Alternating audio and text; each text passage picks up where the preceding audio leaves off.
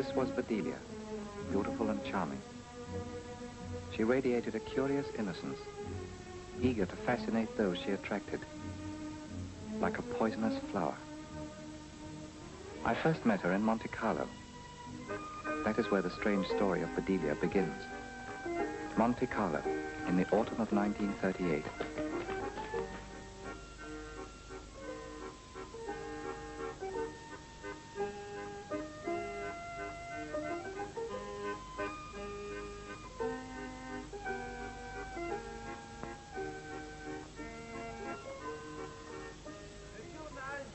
Madame, le courrier des Nids, 2 francs. Achetez des journaux. Le matin, l'intransigeance. Le matin, courrier des Nids, dernière édition. Je vous en félicite, messieurs, et voici le facture. Merci beaucoup, madame. Au revoir, madame. Monsieur. Au revoir, madame. Oh, Mr. Cheney, Mr. Martin is in his office. Thank you. Oh, what a lovely little dog. You must buy me one like that. Entrez. Ah, Monsieur Cheney. Bonjour, Monsieur Martin. How are you? Excellent, thank you. Will you not sit down? I see that you have found a friend. What a lovely creature. Yes, isn't she? Ah, my poor innocent young friend, I fear for you. There is not a woman in Monte Carlo that will not be attracted by that dog. You think so? You are just in time. The lady should be here any moment now. Will you introduce me? Yes, of course, if she's interested in your offer. Even if she's not, I'd still like to meet her. Your letter of introduction only says that you are a bar of rare pearls. Now, please, mon ami, tell me, is it a pearl you're after, or the lady? We all have our secrets, Monsieur Martin. Of course, if you wish, but I warn you that if it is the lady, then you are wasting your time. There is no chance for you. You don't know me, Monsieur Martin. No, but I know my customer. She's here on her honeymoon, and it seems unhappily for you to be a very happy one. You told me she was married before. First honeymoon is one thing. Second can be very different. Oh, Madame Carrington, you understand, is not the divorcee type. Her first husband, who died, was rich. Oh, very, very rich. But her new husband, she loves. Too bad. The lady and the pearl are both here.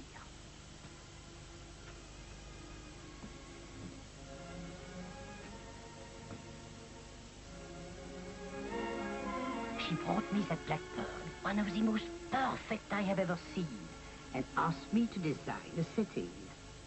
Just one moment. I will see what I can do for you.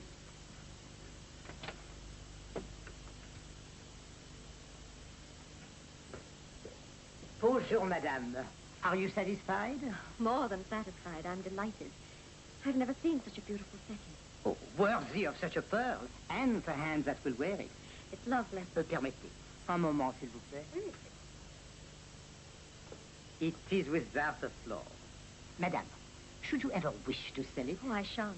Ever. But if you should, madame, you will give me a chance. My offer would be generous. How much? 100,000 francs. 100,000 francs. No, Mr. Martin, I'm sorry. This pearl is not for sale. You'll send my bill to the Imperial Hotel? Of course, madame. I hope madame is enjoying her stay in Monte Carlo. Very much, thank you. Goodbye. Au revoir, madame. Au revoir.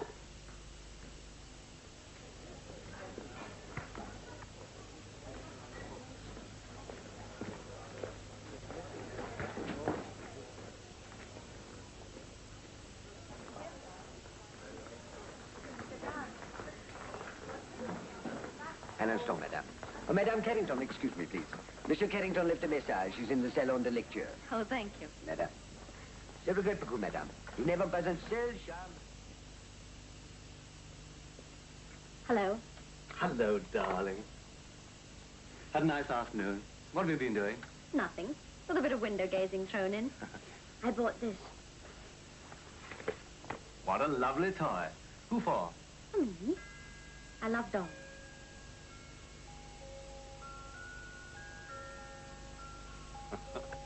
You are a child still, aren't you, Biddy? I love it when you call me Biddy. What have you been doing? Not writing letters all afternoon? What's that? Oh, my camera. Ellen sent it. Thoughtful of her, wasn't it? Ellen? Oh, yes, your secretary. No, darling, not my secretary. I told you, my junior partner. Oh, well, she's something to do with your stuffy old business. Steady, hold it. Charlie, don't. What is it? What's the matter? I don't like having my photograph taken. You don't? Why ever not? I'm not photogenic. Oh, who told you that? Several cameras. Oh, not this one. This camera can't lie. No, I say. Darling. Don't be absurd. Oh, something happens to me when I look into a camera. I'd sooner face a dentist than a photographer. I haven't got a single picture of you. Well, haven't you something better? You've got me. Let's go out. Can I bring my camera? Well, if you promise to confine yourself to picture postcard views. Is my bill ready, madame? Yes, monsieur. Here it is. We are sorry you are leaving us. Have we not made you comfortable? Very comfortable, thank you, madame. Then I hope we shall see you again. I hope so, too. I'm just leaving for business reasons. Voilà, madame, c'est juste. Merci, monsieur. Ah, what about your letters? Would you send them to the Hotel Imperial, please? Yes, most certainly. You will ruin yourself there. I think it'll pay me in the end. Merci, madame. Au revoir. Bonjour, monsieur. I'll go and get the letters. Order some drinks, darling. What for you? Now, that's a very serious question. I know. Whiskey soda. That's a new idea. I've married an original woman. Can't be long.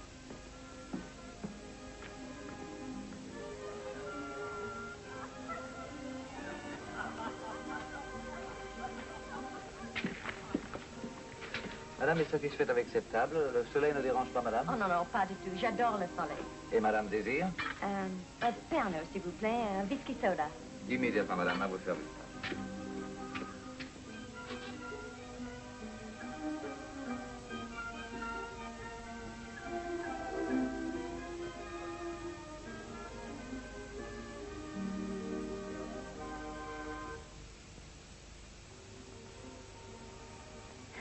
Hello. Where did you come from?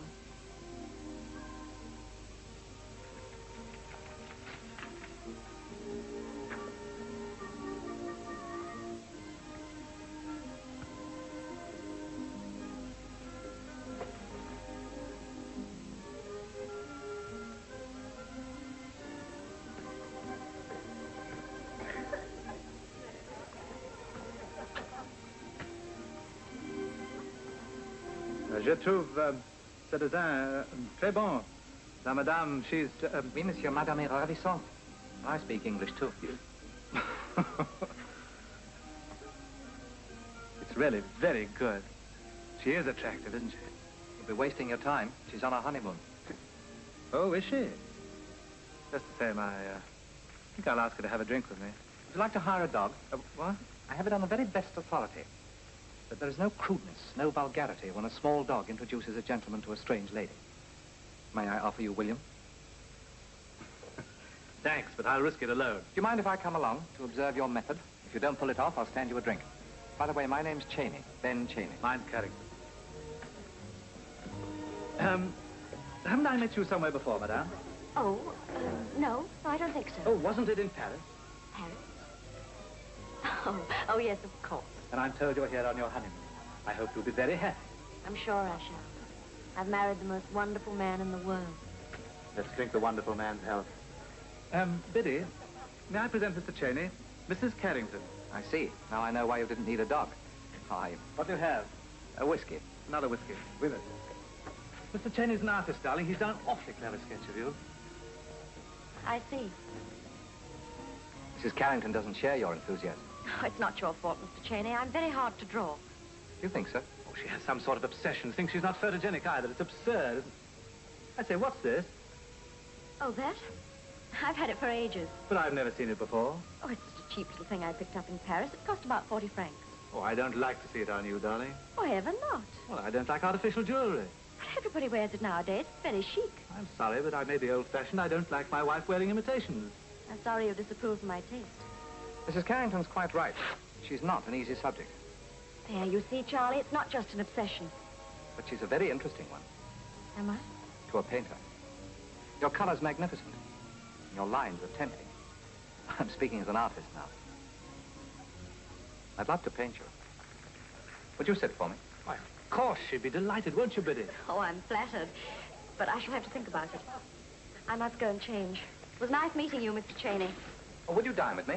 I'm staying here. Oh, good, so are we. Well, come up to my room first and have a drink. I'd like to show you some of my work. Oh, we have a date for tonight. Thanks all the same. Some other time, Cheney.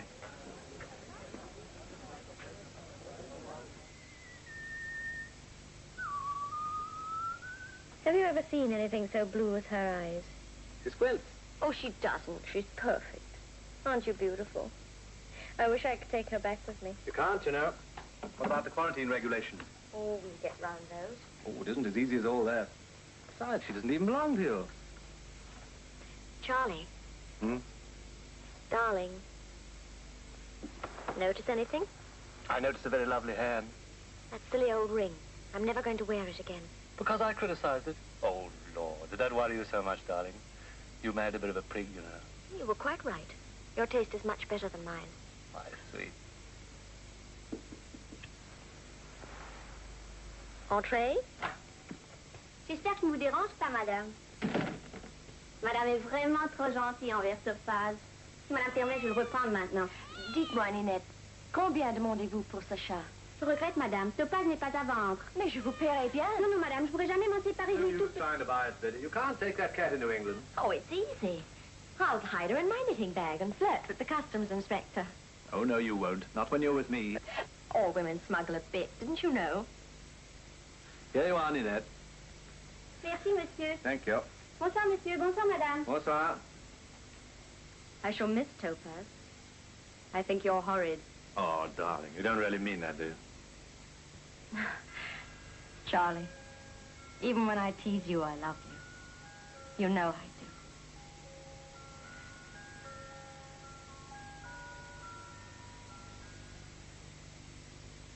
do. Bonjour, monsieur. Oh, bien, mon petit, t'es du retour. As-tu bien fait ton devoir? She brought you luck. She did indeed. Oh, I know. We have had thousands of lonely ladies and gentlemen. Why, last year, one couple even got married. But you have had her for a long time, 5 days, I remember. And very pleasant days they've been. Now, monsieur, how much do I owe you? Yeah, 5 days, 50 francs. Your deposit was 100. Yes? How's the painting getting on? I've changed my style. Oh. Would you like to see? Yes, please. Not bad. You have an excellent taste. Her name's Bedelia. Oh, what a lovely face and what a lovely name. Thank you, monsieur. Thank you. Just a moment, monsieur. My business card. Your friends also may appreciate our services. You never know. Bonjour, monsieur. Bonjour, monsieur. Bonjour.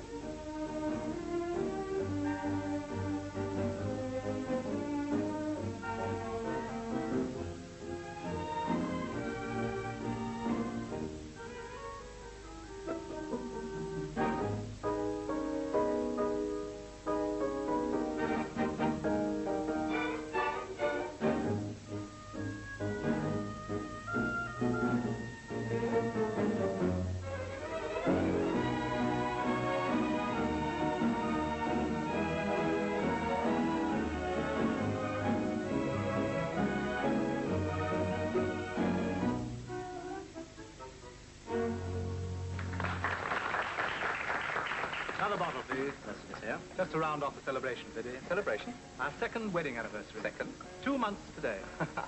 Well, well. And still happily married. You know, looking at you two, even the hardened bachelor like me has his regrets. When I started on my holiday, I didn't think I'd end up married. You'll fall for it, too. And then you'll find out how much you've missed. Marriage is like religion. No one's as zealous as new converts. Don't you agree? Oh, I'm the only convert. My wife's been married before. Oh, I'm so sorry, Mrs. Carrington. I'd no idea. Oh, don't worry, Mr. Cheney. How are you to know? Anyway, I think it's silly to be embarrassed about the past. I couldn't agree with you more. Would I make things worse if I said I hoped the past was as happy as the present is? Most of it was very happy.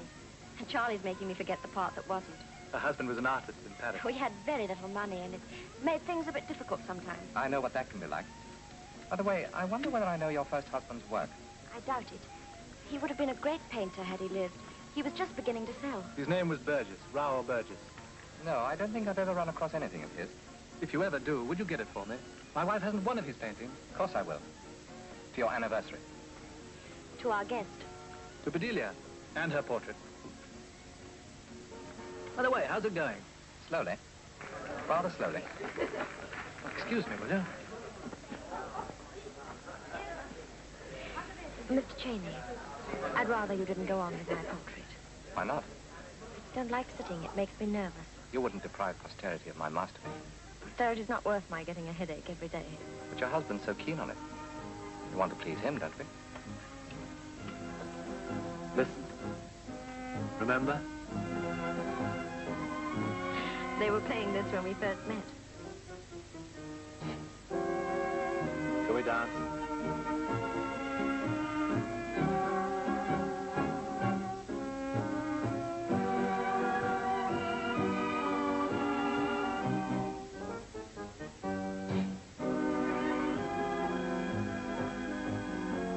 Anything wrong? He'll charge you an enormous fee for painting my portrait. What makes you think so? Well, I know artists. They don't stay in hotels like this unless they're looking for a chance to paint rich men's wives. Well, I'm not a rich man. He probably thinks you are.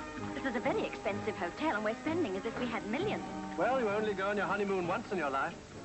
Oh, sorry, darling. Oh, it's very nice having money to spend. But I'd love you just as much if you hadn't any. Darling. All the same, I shan't let you charge you an outrageous fee. All right.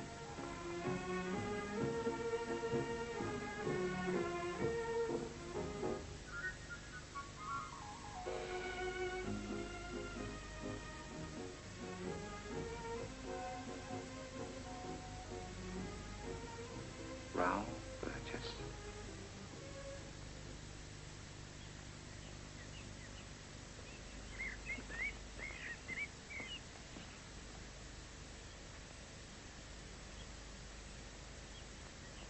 Headache again? I'm tired. Just 5 minutes more. Bedelia. No one sitting for a portrait has any right to look as enchanting as you do. Why not? Because it's very disturbing. If you weren't happily married, I should say more than I'm going to. Sometimes I paint what I think as well as what I see. I find it fascinating to try and catch not just the face or figure of my subject, but to portray the soul of my model with all its hidden secrets. To the artist, you're a puzzling subject. How puzzling. You ought to have red hair. Nature got her colors mixed when she was making you up. Betty, What's the matter, darling? how soon can you be packed? What's happened? We're going home. Sorry to drag you away from all this, but I can't help myself. Well, have the directors accepted your plans? They will, but I must be at the next meeting. Oh, it means a lot to you, doesn't it? Well, I pay more income tax. You're not deserting me. What about the portrait? Posterity will have to do without it. And so, unfortunately, will I. I must try and get up to Yorkshire sometime and finish it. That's a great idea. The Dales are a painter's paradise anyway. He must come, mustn't he, darling? Yes, do come. Thank you, but it's not possible. But why not? We've plenty of room. Have you ever had an artist staying with you? Not like having the vicar to tea. He's quite right, darling. Artists want a lot of space to mess about in. Take that up to my room, will you? No, it's very nice of you, but it wouldn't work. I'm afraid I should need a studio. Well, we can find you a place in no time. My partner knows every house in the district.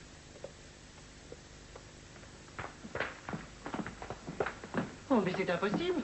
Je ne peux pas croire mes yeux. Madame Dulac, ma chère Madame Dulac.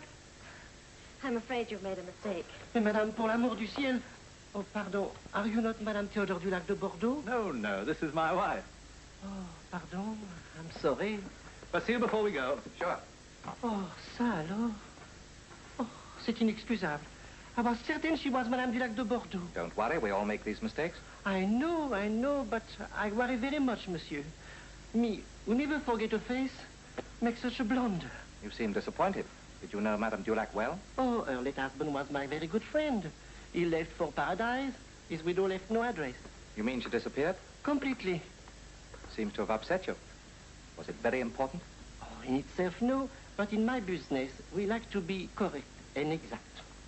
Oh, forgive me, monsieur. What is your business? Assurance sur la vie. Oh, pardon. Life insurance.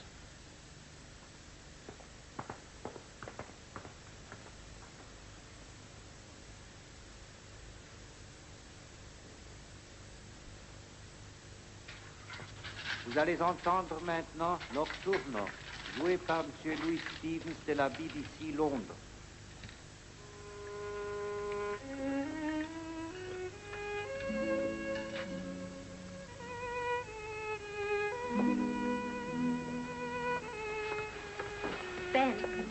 Hello.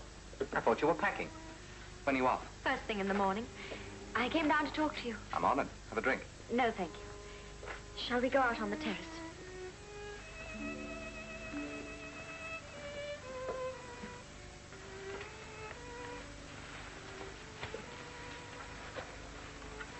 Well? Did you mean what you said about coming to Yorkshire? Yes, I did. I wish you wouldn't. But that's why you came down. What about the portrait? Portrait's only an excuse. Excuse for what? I want you to stay away from me altogether. Do you? Why? I'm happily married. I intend to remain so. But your husband wants your portrait. That's not what you want. What do you think I want? Charlie likes you. He thinks you're his friend. I'm glad to know that. He trusts people. He's not like most men. When you're as sincere as he is, it just never occurs to you anybody else can be deceitful. But you'd never deceive your husband, Bedelia. Bedelia, just a minute. Where's that ring? That little 40-franc trinket worth 100,000 francs. It's not true. Monsieur Martin, the jeweler, is a friend of mine.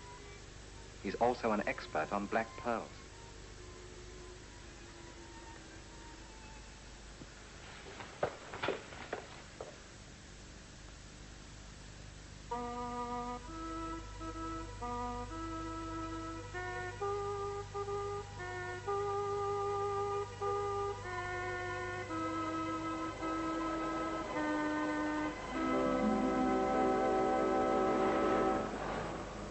Here we are, darling. Home. Hello, Mary. We didn't expect you so soon, Mr. Charles. Darling, I told you about Mary. She knows more about the Carringtons than all the rest of us put together. Hope you're not going to frighten me with any family skeletons. The Carringtons have no scandals, madam. Better be on your best behavior, Mrs. Carrington. You've a tradition to uphold. There's never been a Mrs. Carrington yet who didn't do that, Mr. Charles. And there won't be now. Thank you, Mary. Welcome home, Master Charles. Well, well, Hannah, how are you? Darling, this is Mary's little sister. She comes in to help us when we need her. How do you do, Hannah? Well, darling, it's good to be home again. Here it is. What do you think of it? Charlie, it's perfect. Oh, that's where you burnt your initials. Yes, and got a jolly good walloping for it. You must have been a little horror. Oh, and there's the old clock. Why, it's going. You told me it had stopped. Charlie, I love it all. Do you?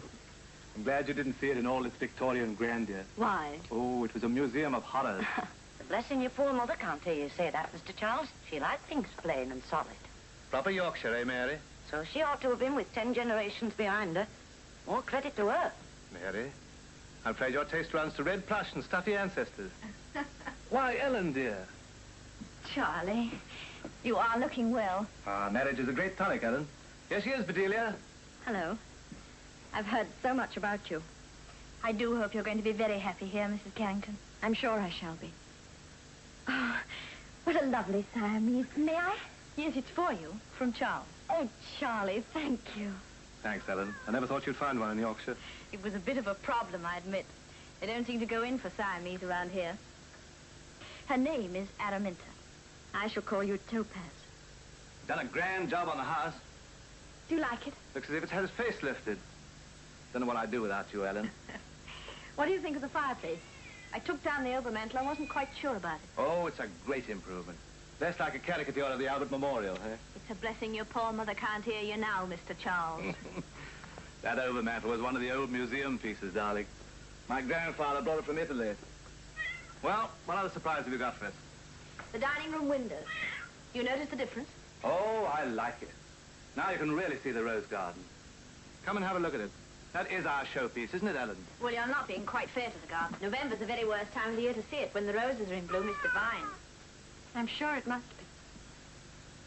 Divine.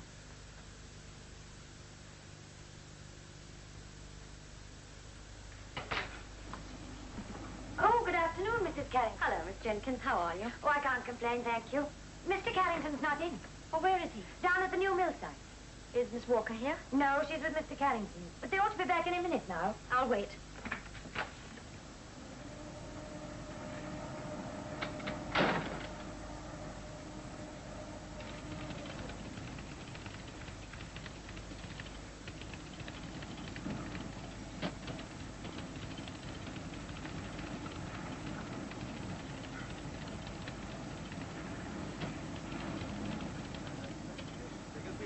the difference.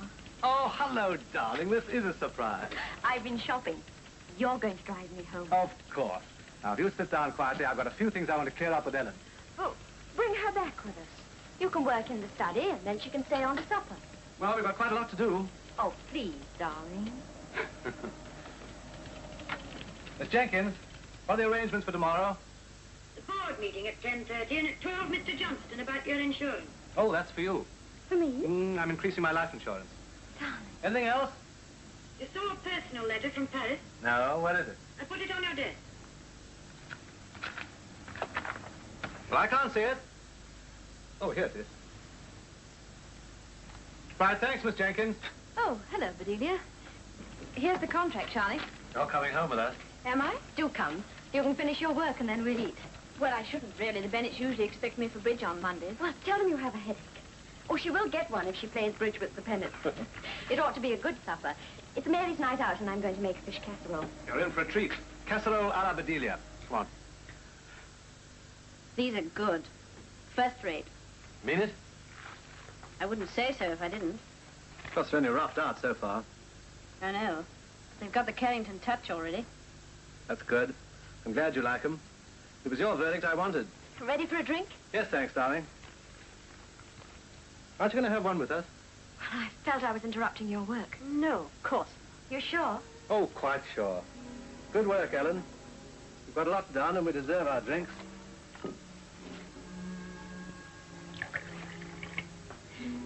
You know, you're very lucky. Me? Lucky? Well, there's so much of his life you share, but I don't. Oh, I'd forgotten about this. Ah, Cheney. Well, cheers. Cheers. Great news. Ellen, do you know of a studio in the neighborhood? Studio? For a painter friend of ours. Chap we met in Monte Carlo. He's doing a portrait of Bedelia. How exciting. Aren't you thrilled, Bedelia? Studio around here, that's even harder to find than the Siamese cat. Ben says he's never forgotten what I said about the Dales, a painter's paradise, remember? Yes. Well, he can be with us for Christmas. That'll be fun. Sends his love to you, dear. Does he? He wants a cottage or a barn that he can use as a studio. You know, big windows, north, lights, all that.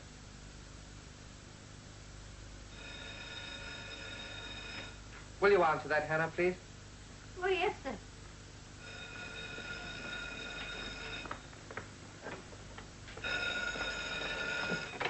Hello. That's me, Anna. Oh, I like it here. Annie likes me, too. He would have a rare job of it, you know, to keep the place tidy, what with these brushes and paints and canvases and all. Yes, I expect I can manage that. Well, I can ask him. Mr. Cheney. Mrs. Carrington wants to know if you can spare me to go over and help with the Christmas party. Certainly, Hannah. Perhaps I could come with you in the car. With pleasure.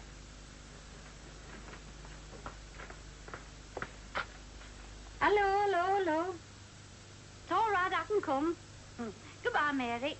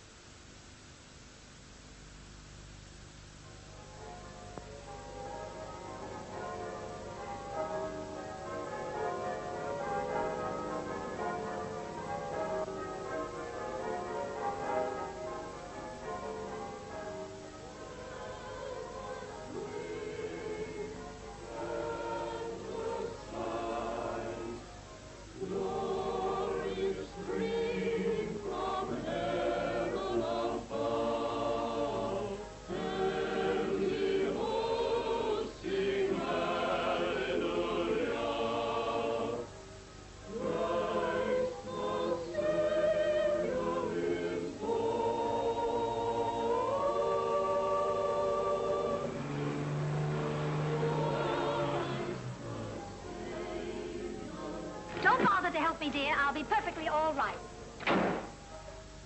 Here's the house, or are you trying to save some petrol? No, dear. Now I know exactly how Eliza felt crossing the ice. Ah, darling, what heavenly singers. Aren't they wonderful? Yeah. Give them something, darling. There you are. Don't hurt yourself. Oh, I can't wait to see Bedelia's face when she sees the both of us coming together.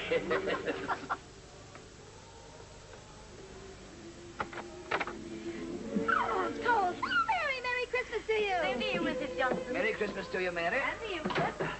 Can I take your coat? If you don't mind. Oh, thank you, my darling. Are we the first arrivals? Yes, sir. Mr. and Mrs. Carrington will be down in a minute. Well, don't you worry about us, Mary. We'll be perfectly all right. We'll look after ourselves. Charlie, Sylvia Johnson's back from London. No mistaking that voice. Yes, but we've nothing for her. Well, is that so tragic? We've presents for everybody else. Or we'll think of something. Come on, darling, let's get down.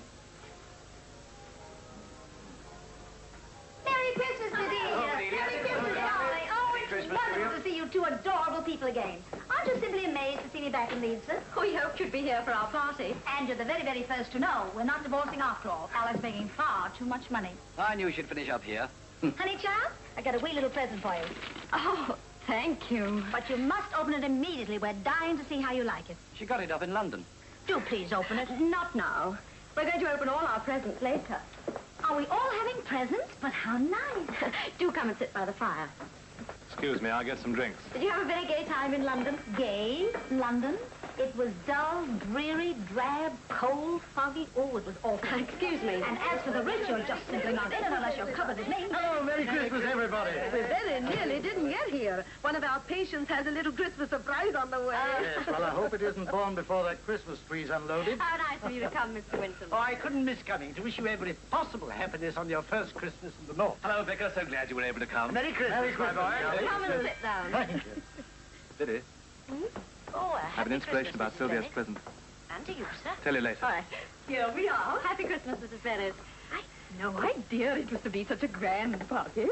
With us, Christmas is just a simple family celebration. Happy Christmas. Oh, happy Christmas. Edward, Oh, a little remembrance for you, my dear. Oh, thank you. How sweet of you. Well, Christmas comes but once a year. My dear Mrs. Bennett, what a heavenly gown. That is really something out of another world. Wherever did you get it? Surely not in Leedsford.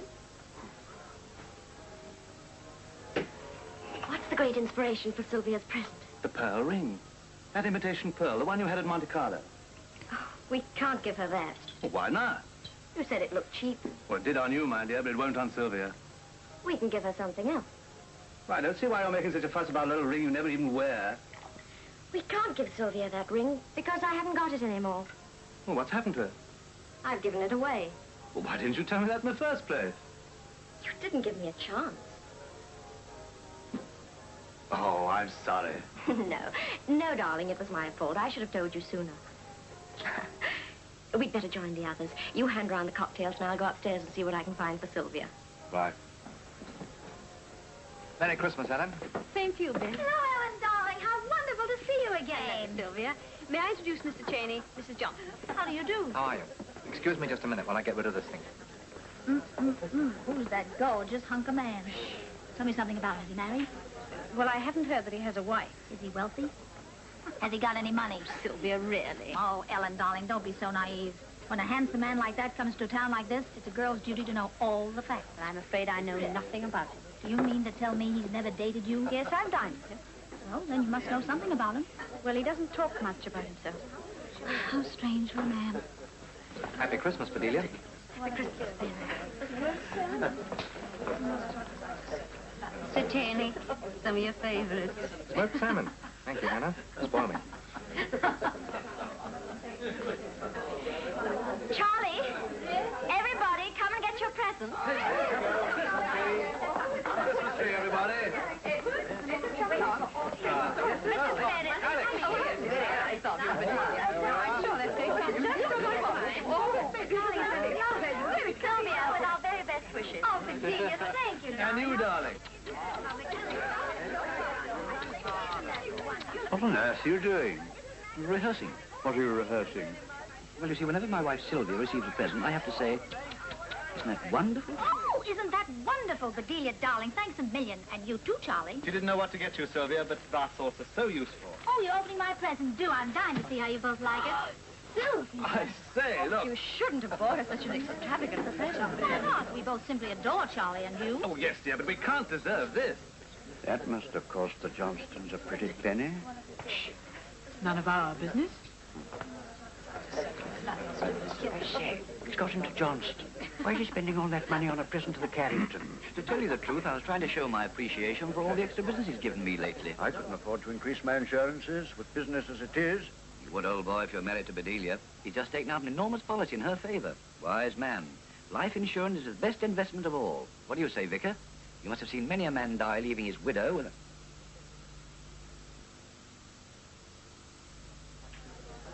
I say, she's very sensitive, I think. Hey, Doctor? Yes, I think she is. Sylvia would only ask, how much? Party's going very well, isn't it, darling? Yes. Wonder who this is from. Oh, Ben. Mr. Cheney, I'm simply dying to ask you a question, may I? Oh, please do. I'd hate to have a body on my hands. Why ever did you come to Leeds? Any particular reason why I shouldn't have come? Oh, no, except I can't imagine anybody coming for no reason at all. You're here, aren't you? Oh, Mr. Cheney, I had no idea you cared. I say, Biddy, look. Oh, it's beautiful. But do tell me, why are you here? You'll be surprised. Excuse me. Almost anybody can cut me out. It's a good thing I'm my own type. You like it? Thank you, Ben. Is it one of yours? Don't you recognize it? Raoul Burgess. 37. That's only a year ago. It was one of his last. Painted about a month before he died. Yes. Yes, of course. Where'd you find it? In Paris, just after I left Monte Carlo. You asked me to look out for a Burgess, remember? Yes. Bit of luck, wasn't it? I told Monsieur Pichard I'd met you. He sent his regards. Thank you. Pichard? Who's he? The man who bought Burgess's pictures. Excuse me. Oh, I'll do that, Hannah. You go and help Mary. I simply must look at the picture. Oh, splendid. Mind you, I don't understand art, but I know what I like.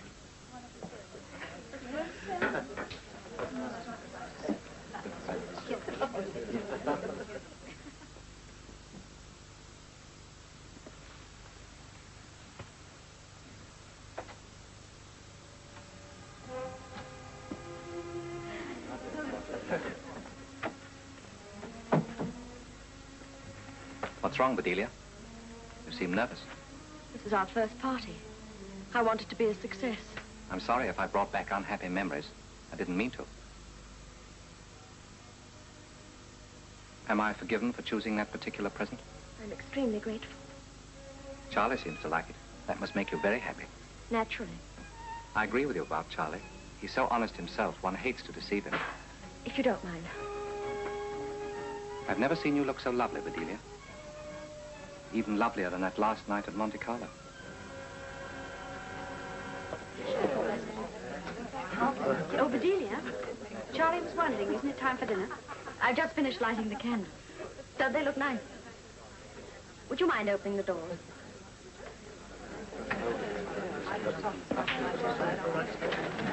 Ooh, doesn't that look stunning, Bedelia? Come on in, everybody. Dinner.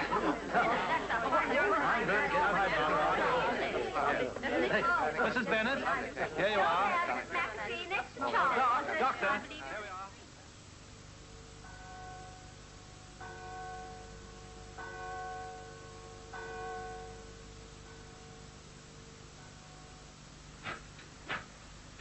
Biddy, you're a wonderful hostess. I can't remember a gayer party in this house. We must have another one soon. What's the matter? I wish I could go away. Biddy, I thought you were happy here. Aren't you? Oh, Charlie. Charlie, don't ever stop loving me. Oh, my darling, what? What's wrong? You're not ill, are you? No, I'm all right. But you are ill. You're as white as a sheet. Oh, it's nothing. Something I've eaten, probably. You'd better go straight to bed. I'll bring you a powder. One of those awful bubbly things of yours. Well, they helped you before, didn't they? Yes. Come along. I'll just see to the fire. You sure you'll be all right? Yes, quite sure.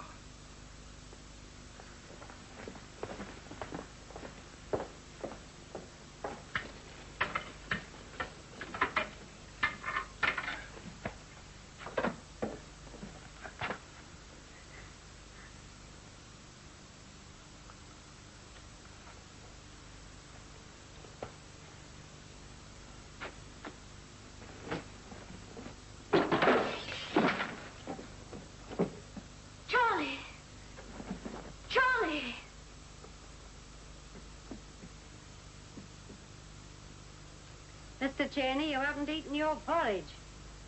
That comes of all the smoked salmon you had at the party last night. I like smoked salmon, Hannah, and I don't like porridge. When you've been here a bit, you'll eat your porridge in the morning like we all do.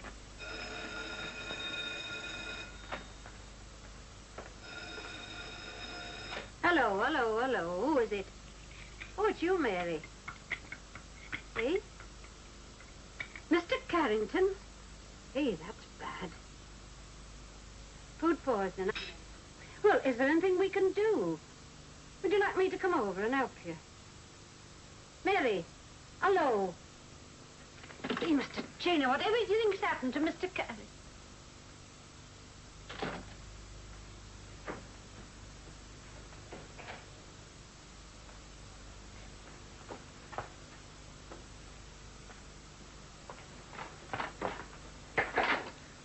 Why, Mr. Cheney. Good morning, Mary. Hannah gave me the news. How's Mr. Carrington? Oh, Mr. Cheney's been right poorly all night. Did you get the doctor? He couldn't come. He was with the Mason's baby. He's here now. What's he say? It's all them fancy foods last night, that's what I say. Mrs. Carrington must have been very worried. How'd she take it? I wish you'd seen her, sir. If it hadn't been for her, he'd been laid out by now. What exactly did you do for him? Whatever she did was right, I'm sure of that. Wouldn't you like to wait in the hall? Mrs. Carrington will be down in a minute. Thank you, Mary.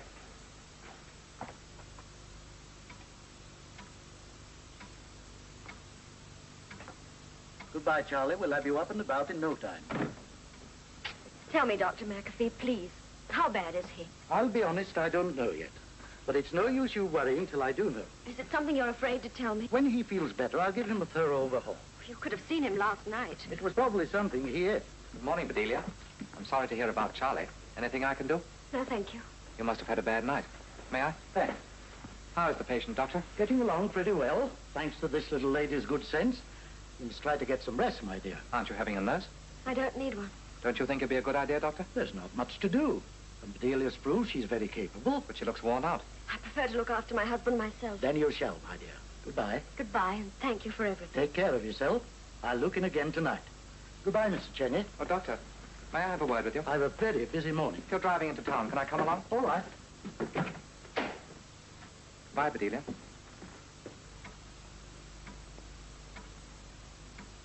But I fail to understand your interest in this case, Mr. Cheney. Charlie's a friend of mine, Doctor, and I think... That's no reason why you should tell me how to diagnose a case. Now, don't misunderstand me, Doctor. I'm not criticizing. It's just that there's something I think you ought to know. There's nothing about Charlie Carrington that I don't know. I pulled that boy through diphtheria and measles. The day he was born, I held him by the heels and I slapped the breath into him. What are you trying to tell me, Mr. Cheney? What's this? Investigator? Detective? Look here. What is this all about?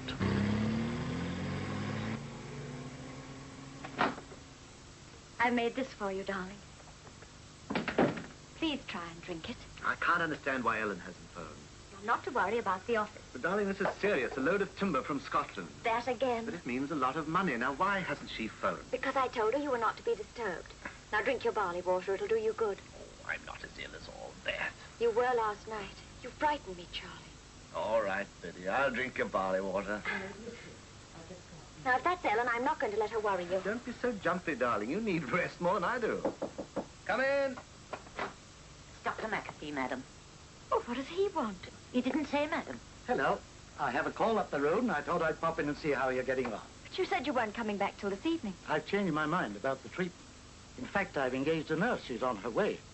But don't you think I'm the best nurse for my husband? You said before that... Take it easy, darling. Sit down.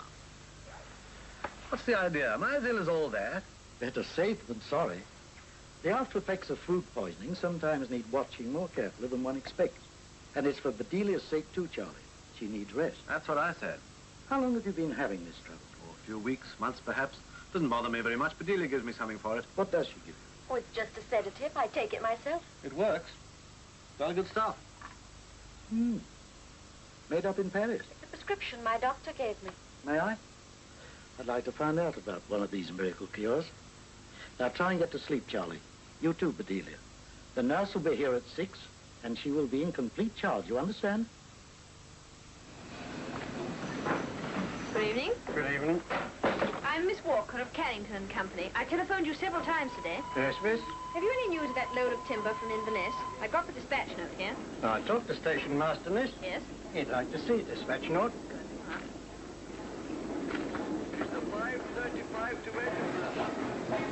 Going at Bradford, Hull, York, and Newcastle. Passengers for all stations to Wakefield should hurry over to number 1 bay, where their train is waiting. Train at platform 6 is the... And this is Nurse Harris. How'd you do? How do you do? Mrs. Carrington quite understands, nurse, that you are in complete charge of the patient.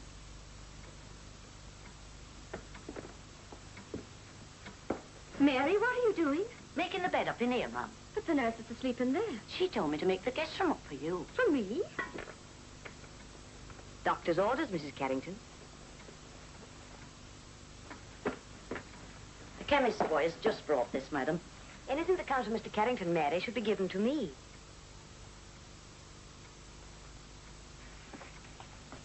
Excuse me. Is that for Mr. Carrington? Yes, I thought he might like some gruel today. The doctor told me exactly what to give him, Mrs. Carrington.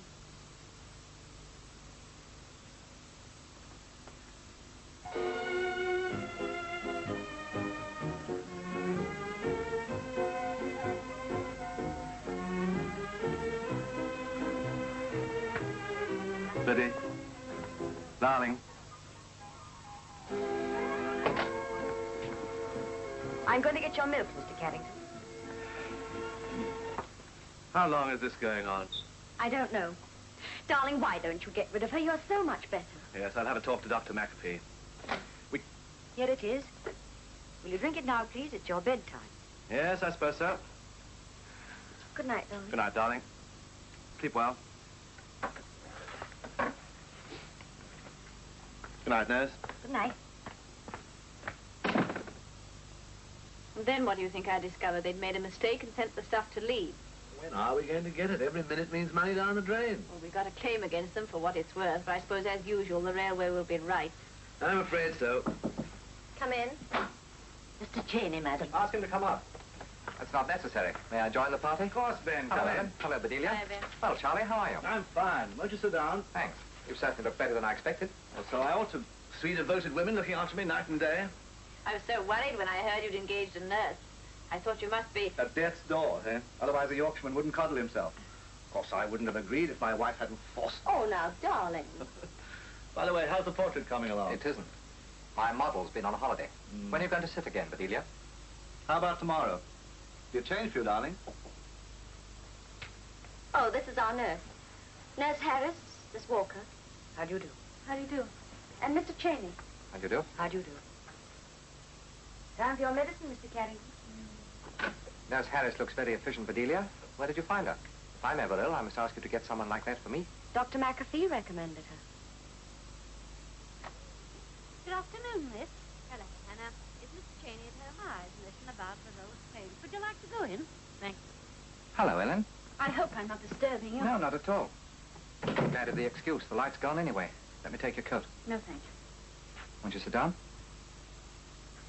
Ben, I've come to ask you something. It's rather important. Wouldn't it be easier sitting down? Have a cigarette. This is rather difficult for me. I don't like interfering in other people's affairs, but this time, one of my best friends is involved. Involved in what? I don't know. That's why I've come to see you. There's something odd going on. In Leedsford? Never. Oh, please don't be flippant. You know perfectly well what I mean. There's some sort of an intrigue, and that woman is in it. What woman? The nurse. Intrigue with Nurse Harris? Oh, why should you think that? Because at the station, you obviously knew her well. But at Charlie's house, you pretended you'd never even met her before. Dr. McAfee engaged Nurse Harris. Aren't you letting your imagination run away with you? You can't put me off like that. Why did you try to deceive Charlie? Bedelia was there too, wasn't she? What do you want to do, warn Charlie? Yes. You better be careful. You can't do that without bringing Bedelia into it. I know what I'm doing. Do you? Could look like jealousy, couldn't it? I shall risk that. All right. You're going over to tell him right away? Yes. I'll come with you. Should be an interesting party. But everything looks so lovely covered with snow. I was brought up in Cornwall. We don't see much of it down there. You think we're in for a blizzard, Charlie? Looks very much like it. How long will it last? Oh, 2 days, maybe 3. Do the roads get blocked? If it's a bad one. Let's have a look at the forecast. I hope the trains don't get held up. I've got a friend coming down from Edinburgh. More tea, Ellen? Yes, please, just half. Heavy snow. I doubt if your friend will make it. I expected him just after Christmas, but he got held up by storms at sea. He's a ship's captain. Interesting chap. I'd like you to meet him. By all means, bring him round sometime. I think you'll find him amusing. His name's Captain McKelvey. When I was a boy, I always dreamed of being a sailor. Most boys do, sailors or policemen. Think how dreadful it would be if all our dreams came true. Mrs. Carrington, the tea. Oh, how silly of me. I must be getting along. Thank you for the tea, Bedelia. Goodbye. Goodbye. When are you going to sit for your portrait again? I hate leaving things unfinished. I'll let you know. Ben, are you going into town? Sorry, afraid not, Ellen. I'm going straight home. I've got to put through a call to Edinburgh. Well, we'll come and dig you out in the morning. Right. Goodbye, Charlie. Goodbye. Oh.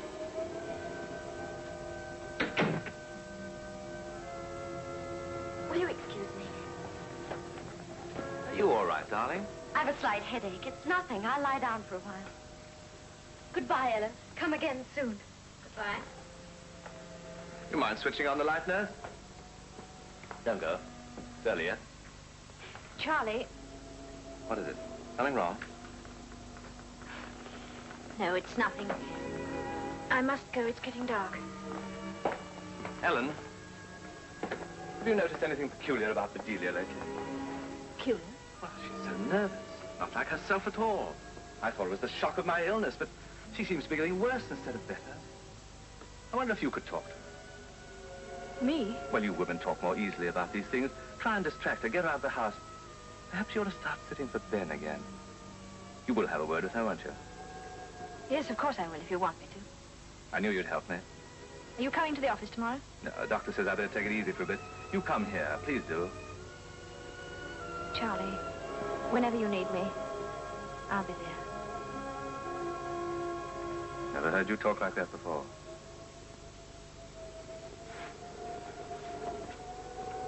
I must go. What time do the trains leave for London? Tonight. 8:45 and 11:30. Thank you. Yes? You rang, madam? Oh, yes, Mary. Could we have early dinner, and then you can wash up before you go into town? But it isn't my evening off, madam. Isn't it? Oh, well, take it anyway. Didn't you say you wanted to see your cousin? Oh, yes, madam. You haven't had an evening off since Mr. Carrington's been ill. It's very kind of you, madam, but really, I think... What's for dinner, Mary? Well, you ordered beef for us, but I don't know what she's planning for Mr. Carrington. Mr. Carrington will have beef as well. But what will she say with her duties, responsibilities, and doctor's orders?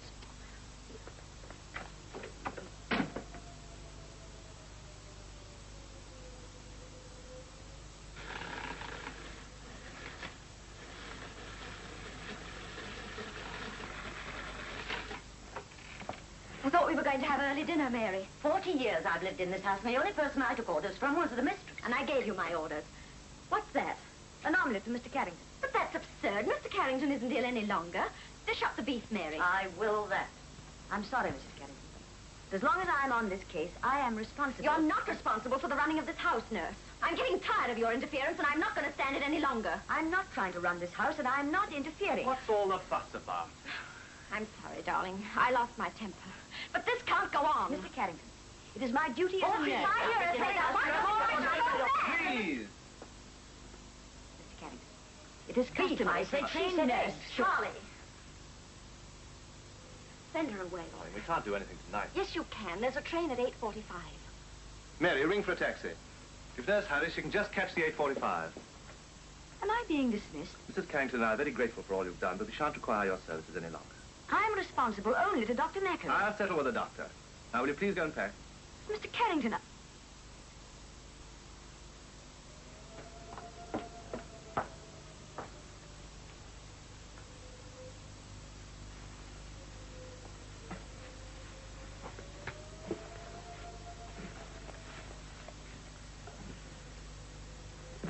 More coffee? No, thank you, darling. You can take it away, Mary. Why, where are you going, Mary? Mrs. Carrington said I could go and see my cousin. And as the taxi's here, I'll go with that nurse. But the weather, it's... Well, she can spend the night with her cousin and come back in the morning. Oh, very well.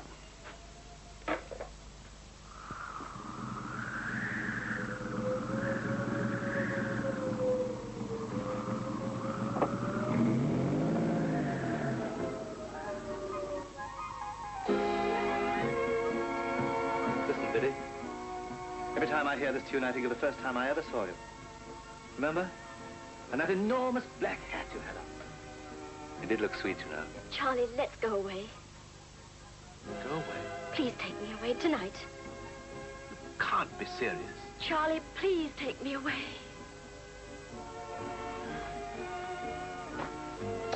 Biddy, what's come over you? I don't like it here. But this afternoon you were in love with the place. You're not afraid of the storm, are you? Don't you love me anymore? Of course I love you, but what's that got to do with it? We could go to the continent. France, Charlie. The south of France. Darling, I'm not made of money. Or America. The Queen Mary sails on Monday. We could stay in London till then, couldn't we? You've gone quite mad. You don't love me anymore. Oh, this is utterly absurd. I never heard anything so ridiculous in my life. Biddy, darling, if you'll tell me what's the matter, I'll try and help you, but I can't go away for a holiday this time of the year. I've got work to do. Charlie, don't ever believe anything Ben tells you. Ben? What's he got to do with it? He wants to hurt me. He'll ruin our lives. Can you please explain all this without becoming so hysterical? Now, please try and be reasonable. I don't want to stay here any longer. We could so easily go tonight. Biddy, I will not talk to you anymore until you come to your senses.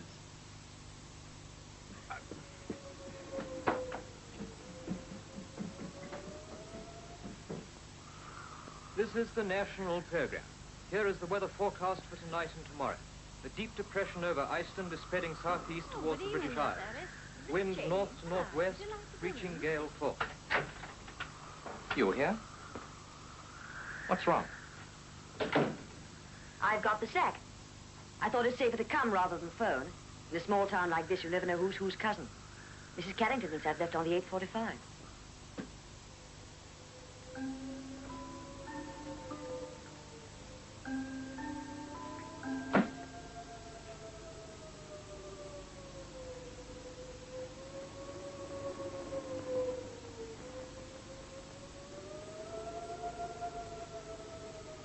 And on my way out here, I stopped to report to Dr. McAvey. Why? My duty as a nurse. The analyst's report has come. Well? Negative. You heard what he said about you, Mr. Cheney. Flattering? He thinks you've imagined the whole thing, and he's sorry he ever listened to you. I didn't imagine Charlie's illness. What's his final verdict on that? Stomachache. And in case you ever get it, he sent you this.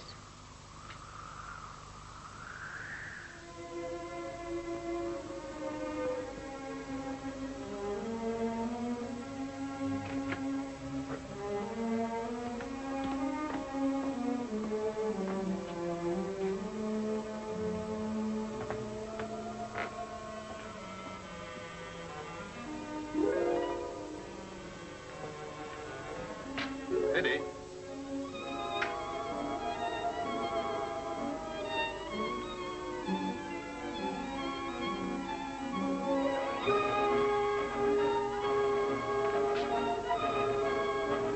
Bedelia?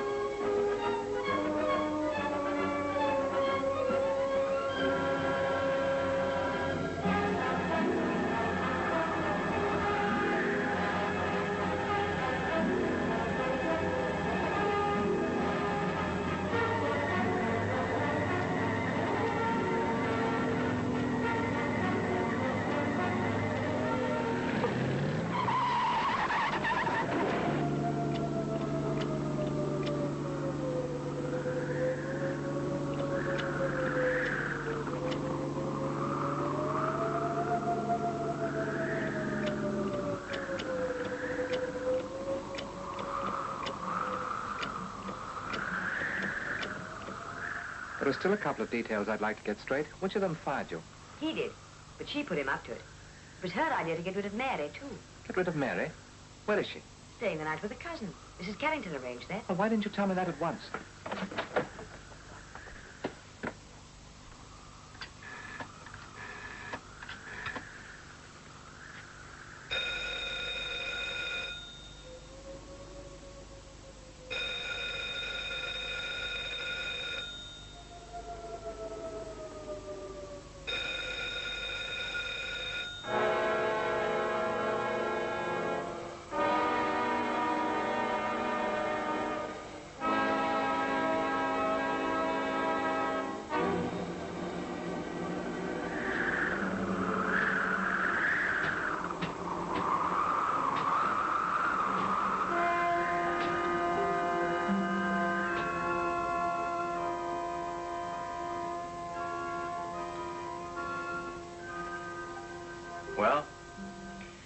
I'm so sleepy.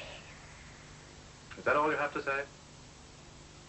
I was naughty, wasn't I? Are you angry with me? No, I'm not angry. I would like some sort of explanation. Why did you do it? You were unkind, Charlie. You shouted at me. Biddy, look at me. I don't understand. You can't go rushing off into a blizzard just because I refuse to listen to some crazy idea about a holiday. Charlie, I love you so terribly. I'm so afraid I'm not good enough for you. Please be sensible. Well, I'm not intelligent like you are. I can't talk about the things that interest you. Whenever I see you with Ellen, I realize what you must miss in me. Biddy. Biddy, tell me honestly. Why did you run off? Well, before I married you, oh, please don't be angry with me for saying this. I was poor and lonely. You were attractive. I liked you, but I didn't love you. I can tell you this because now I do. Desperately. And? And when I found I loved you like that, I was frightened. And I promised myself that if ever you got tired of me or was sorry you'd married me, I'd run away. That's all. But, Bedelia, you wanted me to go with you. And you wouldn't.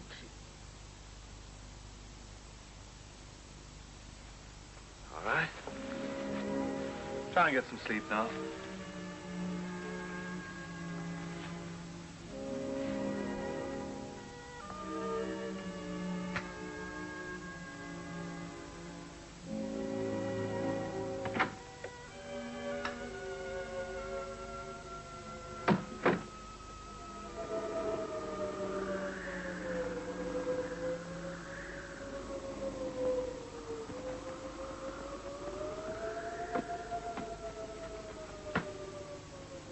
What are you doing here? Are you all right, Charlie? I said, what are you doing here? I was passing and I saw your car. I just wondered if you were all right.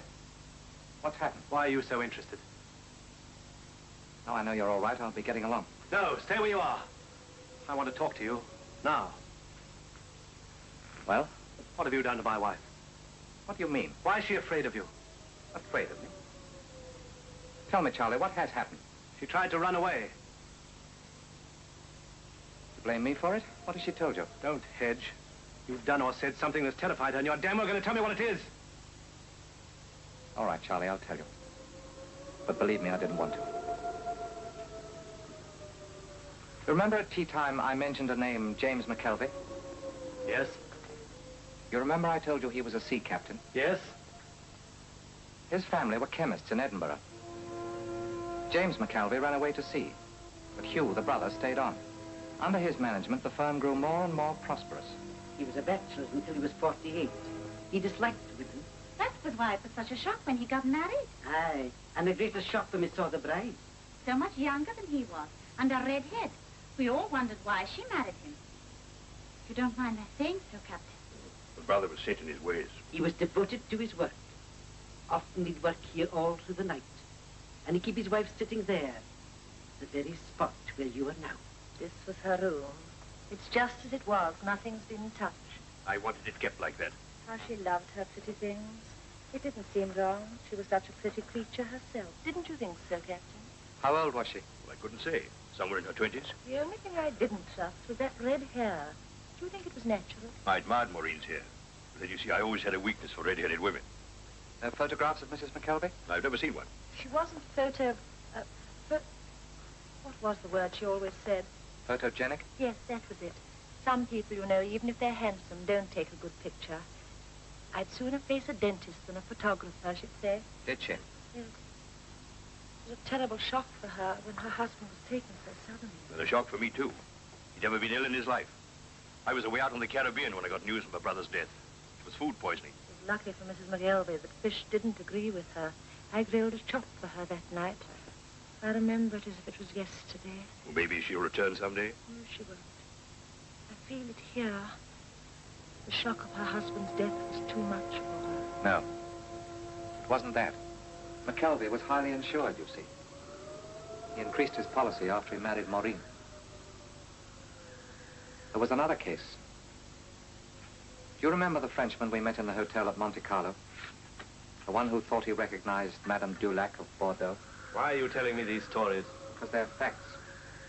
After you left, I went over to Bordeaux. The case was almost identical. Madame Dulac's husband died suddenly one Sunday evening. Theodore Dulac, né à Bordeaux, marié. Voyons, monsieur. L'inquest était simplement routine. Rien d'extraordinaire. Apoplexie, heart failure, après une attaque d'indigestion acute. Immediately after the inquest, the company is always prompt about such things, you know. We sent the wife a check for the sum Mr. Dulac had assigned to her. But he had another policy, a small one, which he had neglected to assign. Part of it should have gone to the widow, and we needed her signature. But she'd gone away. She left no address? No. Her lawyers couldn't trace her? No relations or friends, except some people her husband had introduced her to. I often ask myself, why? Why did she marry him? After his death, we could not console her. One could understand her returning home so quickly, but we are hurt that she did not once write us a little letter. I often think of her. Poor woman. They needn't have wasted their sympathy. Her husband was insured for £15,000. The most recent case, the one that led to this investigation, concerns Arthur Jacobs, a Manchester man. Died in January, almost a year ago. Also heavily insured. How do you know all this? Similarity between the Jacobs case and the others, especially McKelvey's, was so striking that I was instructed to conduct a complete investigation. I see. So you've been lying to me since the day I met you. Ben Cheney, the charming artist. Coming up here as my friend. Get out. Arthur Jacobs was a jeweler. And he died in January. That's interesting. Very interesting. Last January, a man called Raoul Burgess and his wife were living in Paris. There never was a Raoul Burgess. Our agents combed every studio in Paris. No one had ever heard of him. I painted that picture. And I faked the signature. I don't believe you. Mrs. Jacobs, like all the other wives, had left all her possessions behind, except for one thing. That was too valuable to leave. Arthur Jacobs gave her a black pearl. The ring was worthless. She gave it away. Who to? We traced that pearl to Monte Carlo. You're wrong, you know. You've no proof of anything. We've no proof of crime yet. But if James McKelvey should identify her as his brother's widow, criminal proceedings will follow. I've had enough. Get out!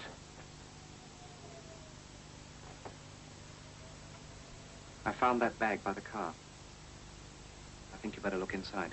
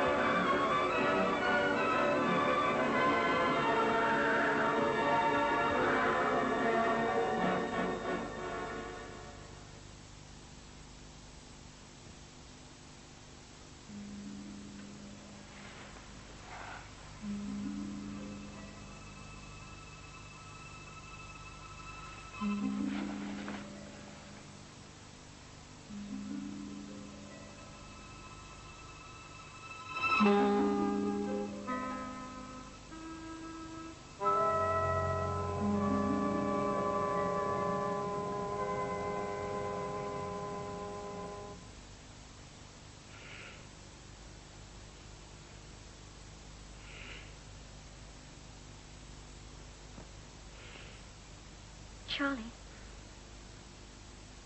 Charlie. Have you been down here all night? Oh, you poor darling. You must have fallen asleep in the chair. Aren't you going to say good morning?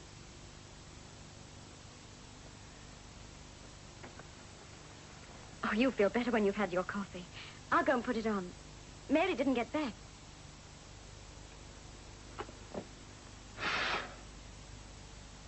Isn't it quiet after that dreadful storm? I was so frightened.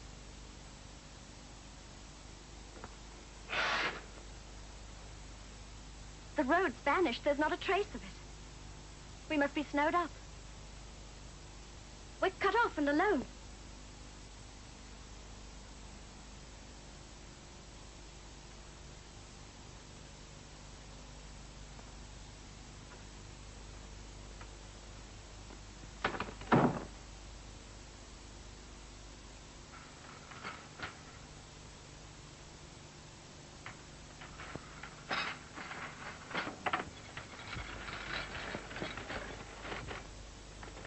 Now you look much better. Nice and smooth. This'll do you good. I know what's upset you. It's that silly old ring, isn't it? That's why you're angry with me. I was naughty, darling. I didn't mean to give it away. But I do love pretty things. I know how you hate a lie. That's one of the things I admire so much about you, your honesty. But I didn't want Sylvia to have my ring. You do understand, don't you? I wonder how you'd look with red hair. Would you like me to dye it? McKelvey's wife had red hair. Sit down, Bedelia. Why were you so upset yesterday when Ben mentioned Captain McKelvey? Why do you say I was upset? I've never heard of Captain... whatever his name is. McKelvey's brother was your husband, wasn't he? Oh, what a silly question. You know Raoul Burgess was my only husband besides you, dear. Listen, Bedelia, we've got to talk this out. Oh, I hate that wretched ring. I wish I'd given it to Sylvia. It's never brought me anything but bad luck. Arthur Jacobs gave it to you, didn't he? It's worthless. You couldn't get £5 for it in London. So he did give it to you. You've got to stop lying to me. Ben Cheney's a liar. I warned you about him. He's been against me from the beginning. What about Jacobs? Why didn't you tell me you were married to him? It was so awful, Charlie. He was mean and cruel. I had to forget. That seems hard to believe. You married me under a false name. Burgess was my maiden name. Perhaps we're not even legally married at all. But I want to be married to you, Charlie. What about the others? There were no others. Only Arthur Jacobs and you. Oh, I've such a headache. What about McKelvey? What about Dulac? Or were they so mean and cruel you don't want to remember them either? I'm innocent. Innocent of what? I hate men. They're rotten beasts. I wish all the men in the world were dead. Yes, you've had a hard time of it, haven't you? I didn't choose them. They came along, they wanted me. The real story of your life must be very different from the one you told me. Oh, if I'd had the sort of life she's had, I'd be good enough for you. She? Ellen. You don't know. Your world, it's all so sweet and lovely, isn't it? Your world's so nice. Jam and sweets every day. Presents at Christmas. My grandfather brought the overmantel from Italy. The garden's divine when the roses are in bloom. Divine! Divine! Stop it! Divine! Quiet! Quiet, darling. Say it, Charlie. Say quiet, darling. Quiet, darling. Oh, Charlie, you're so good to me. I never knew a man could be like you. Oh, why didn't I meet you before? Don't leave me. You needn't be afraid. I'd never hurt you. Don't ever stop loving.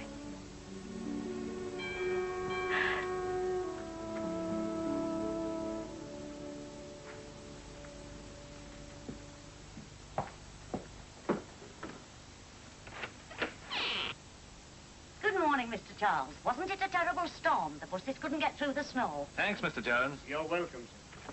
Good morning, madam. I'm sorry I was so late, but it was Providence. Grocers wouldn't have delivered today. What have you brought, Mary? Oh, it isn't all ours. I phoned Anna. I thought it best to see if they were wanting anything. And it's lucky I did, because Mr. Cheney's having a gentleman for lunch. It's that friend of his, the captain he's been expecting all week. He came last night by the 11 o'clock train, but he had to stop at the hotel because the roads were blocked. I got them some of that smoked salmon. Here, Mary, let me... Anna's sending a boy for Mr. Cheney's basket. Will you put it on the table, Mr. Charles? Mrs. Carrington looks poorly this morning. Yes, she's got rather a bad headache, Mary.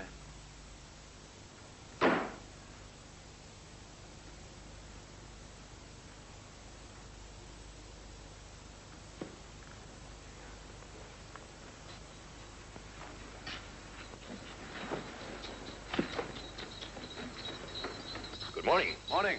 Can we give you any help? No, thanks. I've got somebody coming along. Oh. Can you please direct us to Bracknell House? Yes, about half a mile up the road, on the left. Many thanks. Lovely morning, isn't it? Yes, it is.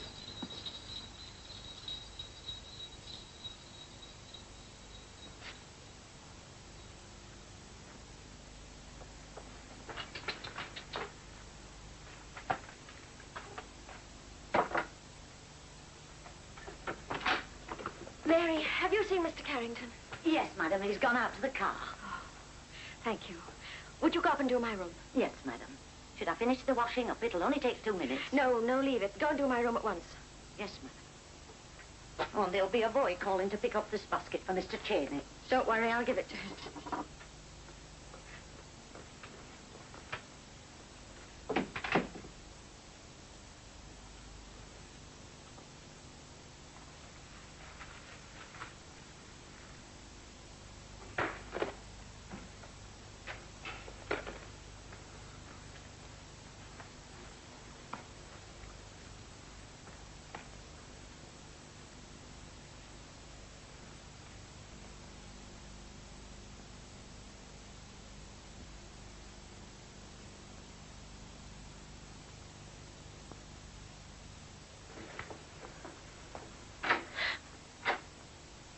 What are you doing?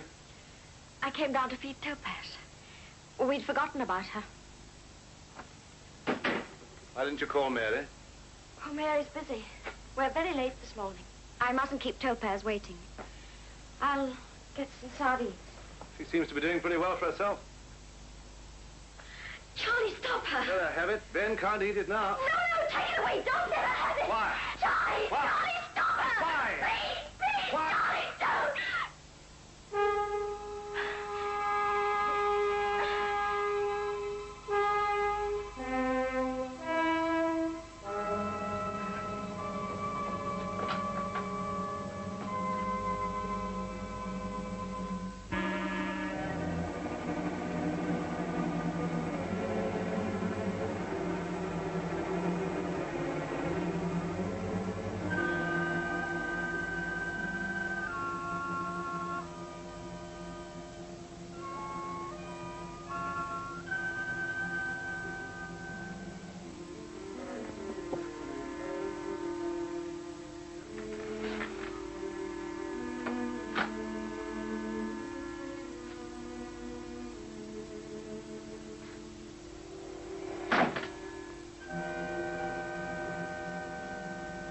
I think you better start packing. Darling, are we going away? Better hurry. There won't be much time. Oh, I knew it. I knew you'd change your mind. I shan't be going with you.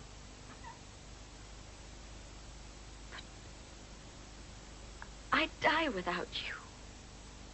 You wouldn't let me go alone. You won't be going alone. You've turned against me, too. But you made a mistake. You're wrong about what happened downstairs. You don't understand. I'm afraid I do. The poison was meant for Ben. Charlie, I've made a decision. I'm going to give you my money. Every shilling of it. It's all yours. That money? 45,000 pounds. £45,000. You're mad. Absolutely mad. But you'll never stop loving me, Charlie. I loved a woman that doesn't exist.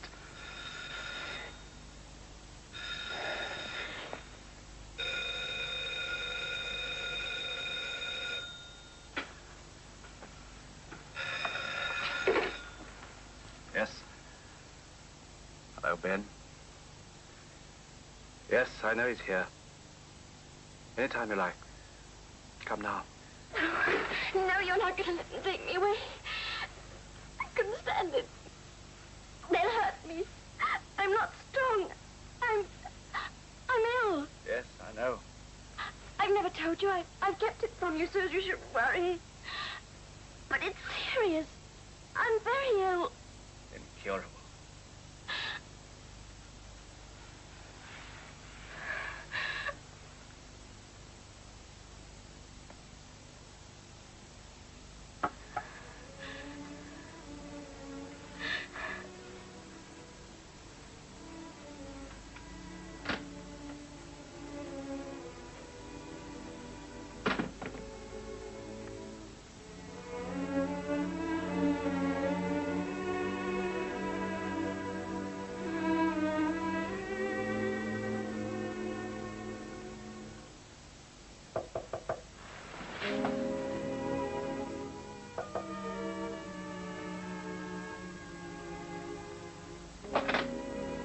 I'm sorry to disturb you, madam, but you forgot to tell me about lunch. Lunch? Yes.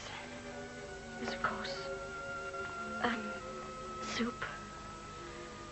Mushroom omelette. Oh, Mr. Charles always liked that, madam. And cheese and biscuits. Yes, madam. Anything else? Yes, Mary, there is something else. Will you make a phone call for me? Of course I will, madam.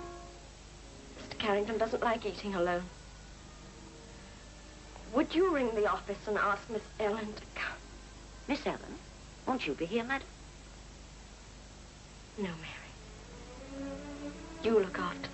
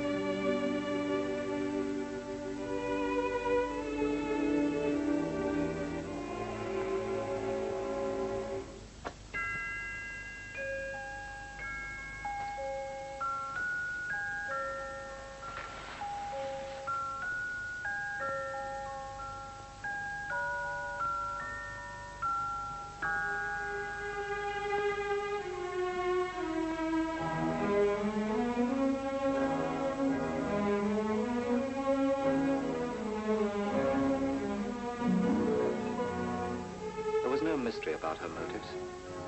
She killed for money. But there was still an enigma. The enigma of the soul of a human being who could commit murder. Bedelia could caress, and with those same soft hands poison in cold blood. In that delicate balance of good and evil lies the deepest of human mysteries. The problem that no detective, physician, or psychologist has ever solved.